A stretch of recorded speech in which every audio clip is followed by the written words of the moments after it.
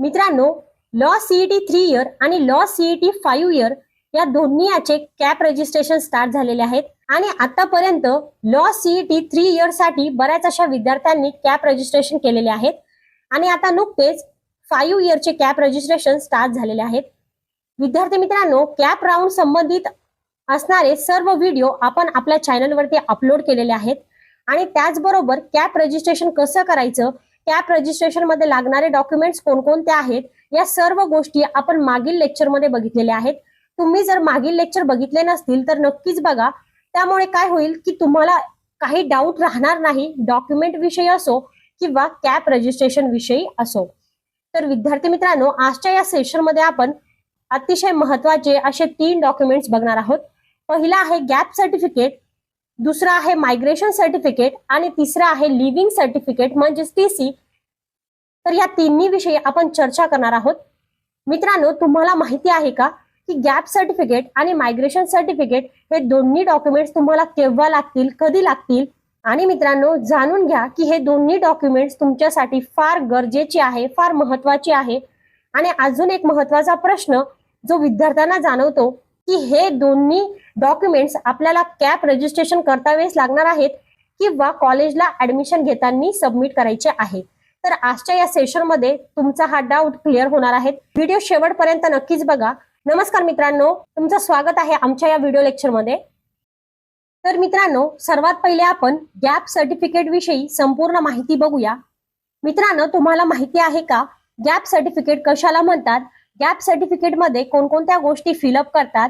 Gap certificate तुम्हाला कधी मिळतं, कुठे मिळतं आणि कसं बनवावं लागतं? तर मित्रांनो, गॅप सर्टिफिकेटला एज्युकेशन गॅप सर्टिफिकेट असं म्हणतात आणि ज्याच्यामध्ये जर तुमच्या एज्युकेशन मध्ये काही गॅप असेल तर अशा वेळेस हे गॅप सर्टिफिकेट तुम्हाला कॉलेजमध्ये सबमिट करावं लागतं.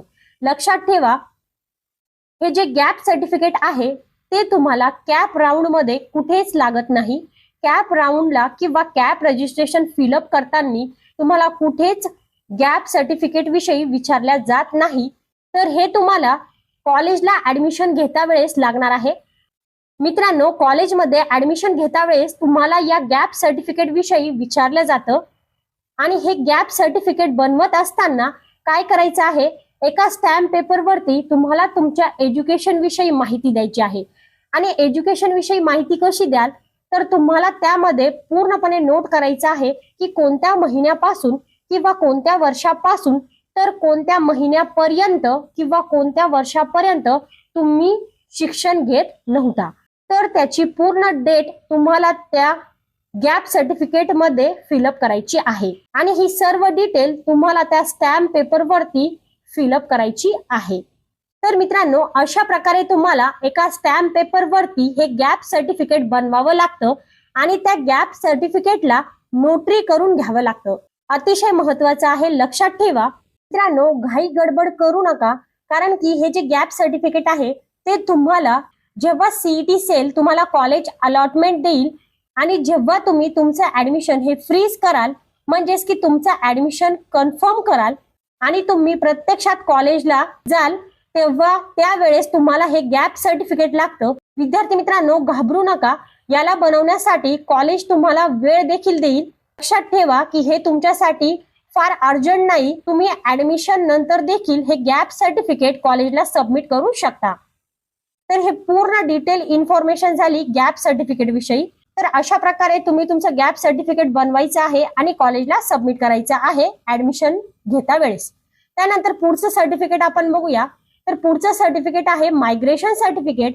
आणि मित्रांनो, तुम्हाला सर्वात पहिले माहिती असणं फार गरजेचं आहे की मायग्रेशन सर्टिफिकेट म्हणजे नेमकं काय आणि हे मायग्रेशन सर्टिफिकेट कोणत्या स्टुडंटला लागतं.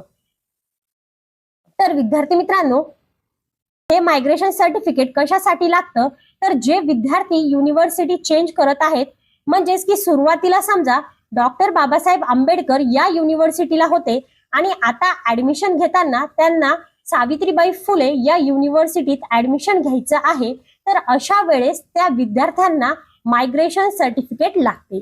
तर हे मायग्रेशन सर्टिफिकेट ज्या वेळेस तुमचं ऍडमिशन होतं त्यानंतर तुम्हाला हे कॉलेजमध्ये द्यावं लागतं. आणि मित्रांनो, हे डॉक्युमेंट देखील तुम्हाला कॅप राऊंडला लागणार नाही.